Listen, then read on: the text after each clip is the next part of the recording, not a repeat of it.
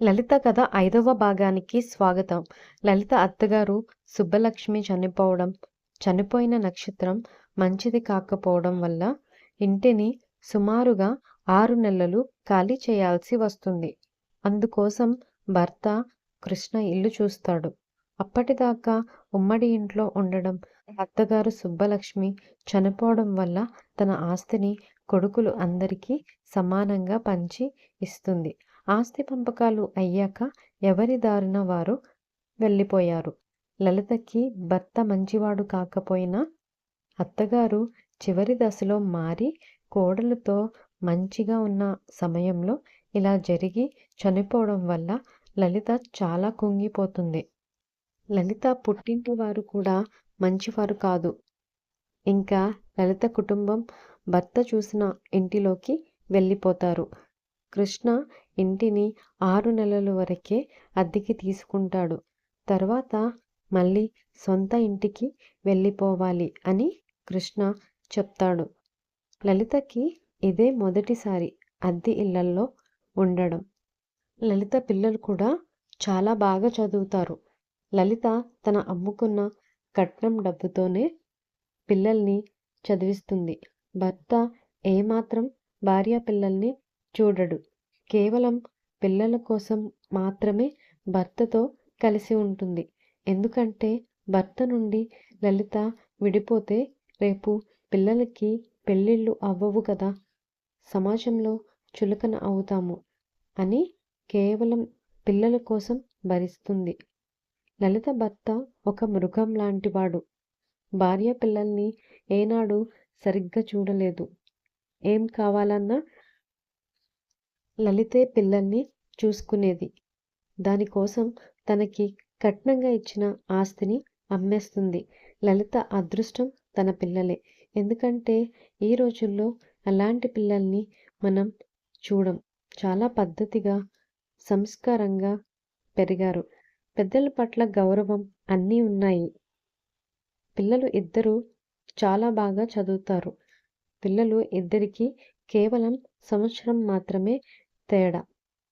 పెద్ద అమ్మాయికి 10వ తరగతి పూర్తి చేసి ఇంటర్మీడియట్లో అడుగు పెడుతుంది. ఇంటర్మీడియట్ కోసం పట్నం వెళ్ళాలి.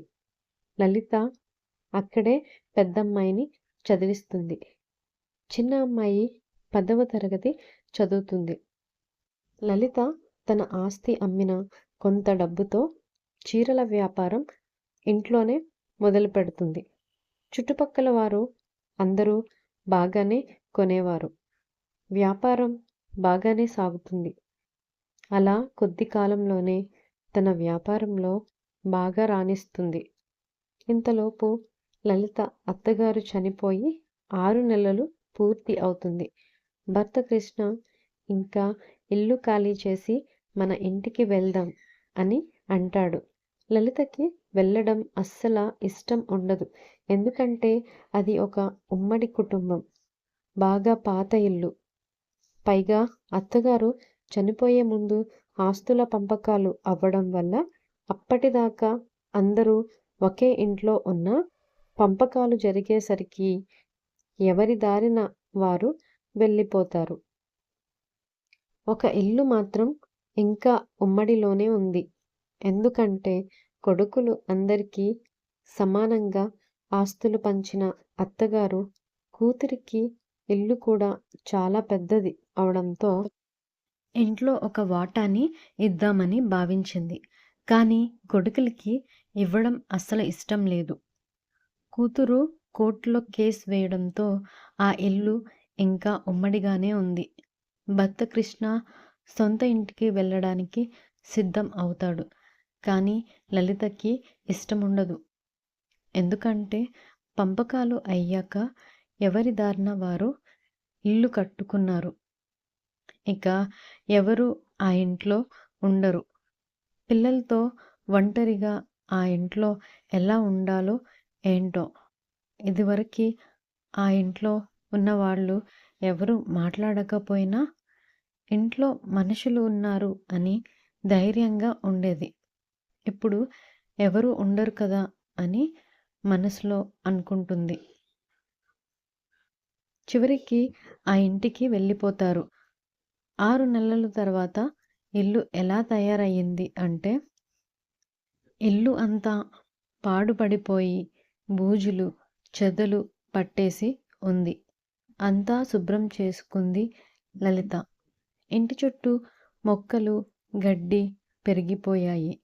పాములు కూడా ఎక్కువగా తిరుగుతున్నాయి. లలిత పిల్లలు ఉండడానికి ఇబ్బంది పడతారు. మిగతా తోటికోడళ్ళు వారి ఇంటి భాగంలో అద్దెకి ఇద్దామన్నా ఎవరూ రాకపోవడం వల్ల వారి పాత వస్తువులు పెట్టుకొని గదులకు తాళం వేసేస్తారు. లలిత చీరల వ్యాపారం బాగానే సాగుతుంది. చిన్న అమ్మాయికి కూడా 10వ తరగతి పూర్తి అవుతుంది. తనని కూడా కాలేజీలో వెయ్యడానికి పట్నం వెళ్ళాలి. ఎలానో పెద్ద అమ్మాయి అక్కడే చదువుతుంది. తను రోజు బస్ మీద వెళ్తుంది. చిన్న అమ్మాయిని కూడా అక్కడే వేస్తారు. లలిత అనుకుంటుంది, ఈ ఇంట్లో ఎలాగో ఉండలేకపోతున్నాం. పిల్లలు ఎలాగో బస్ మీద వెళ్తున్నారు. మనమే అక్కడికి ఇల్లు మారిపోవడం మంచిది అని లలిత భావిస్తుంది. భర్త కృష్ణ అద్దె కట్టడు అని తెలుసు. లలిత చీరల వ్యాపారం బాగానే ఉంది.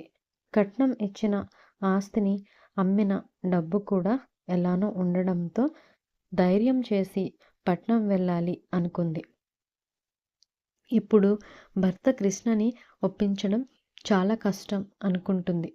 అయినా సరే ఎలా అయినా పోరాడి ఇంట్లో నుండి బయటపడాలి అనుకుంటుంది. భర్తకి చెప్పగానే ఒప్పుకోడు. వద్దు అంటాడు.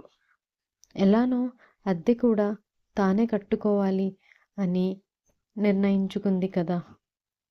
అలా 3 నెలలు పోరాటం చేసేసరికి కృష్ణ ఒప్పుకుంటాడు. కానీ ఒక షరతుతో. ఏమిటంటే అద్దె, కరెంటు బిల్లు ఏది కూడా నేను కట్టను అని అంటాడు. ఎలానో పిల్లల్ని లలితనే కూడా చూడడు. పెళ్లి కానుండి కూడా లలిత తన పిల్లలకు బట్టలు కొనాలి అన్నా, తిండి పెట్టాలి అన్నా, స్కూల్లో వెయ్యాలి అన్నా తానే చూసుకుంటుంది. పట్నం రావడానికి ఒప్పుకున్నాడు. అదే చాలు అనుకుంటుంది లలిత.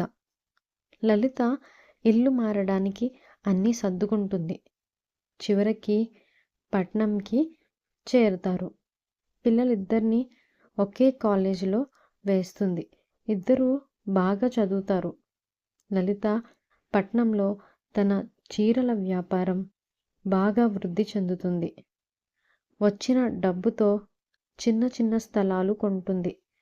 బంగారం తీసుకునేది. వ్యాపారంలో ఎంత లాభం వస్తే అంత ఏదీ కూడా వృధా చేసేది కాదు. పెద్దమ్మాయికి ఇంటర్ పూర్తి చేసుకొని ఇంజనీరింగ్లో చేరుతుంది. ఎంసెట్లో మంచి ర్యాంక్ రావడం వల్ల ఉచితంగానే సీట్ వస్తుంది. ఇంకో 2 సంవత్సరాలకి లలిత తన కొన్న స్థలాలు రేటు పెరిగి బాగా ఆ చుట్టుపక్కల అభివృద్ధి చెందుతుంది. తను తీసుకున్న స్థలంలో ఇల్లు కట్టాలి అని అనుకుంటుంది. తన చేసే వ్యాపారం మీద లోన్ కూడా తీసుకుని ఇల్లు కూడా కడుతుంది. ఇంటి కింద భాగంలో షాపులు, వెనక భాగంలో అద్దెకి ఇవ్వడానికి ఇల్లు కట్టి పైన లలిత వాళ్ళు ఉండడానికి కడుతుంది. లలిత చాలా తెలివిగలది. ఏం చేసినా ఆలోచించి అది లాభం కలిగేలా చేస్తుంది. ఒక పక్క పుట్టింటి వారు మంచివాళ్ళు కాకపోయినా, పెళ్ళి అయ్యాక భర్త కూడా మంచివాడు కాకపోయినా, ఇద్దరు ఆడపిల్లలు పుట్టినా దేనికి తాను కుంగిపోలేదు. పోరాటం చేసింది. తనకి పుట్టింటివారు కట్నంగా ఇచ్చిన ఆస్తితో, అలాగే తాను పెట్టిన చీరల వ్యాపారంతోనే పిల్లల్ని చూసుకుంటూ ఉంటుంది. అంతేకాదు పిల్లలకి చాలా మంచి గుణాలు నేర్పింది. లలితలాగే పిల్లలిద్దరికీ అందంతో పాటు అణకువ కూడా ఉన్నాయి. చిన్న అమ్మాయికి కూడా మంచి ర్యాంక్ రావడంతో ఉచితంగానే ఇంజనీరింగ్లో సీట్ వచ్చింది. లలిత తన ఇద్దరి పిల్లలకి పెళ్ళిళ్ళు ఎలా చేసింది అనేది రేపటి కథలో విందాం.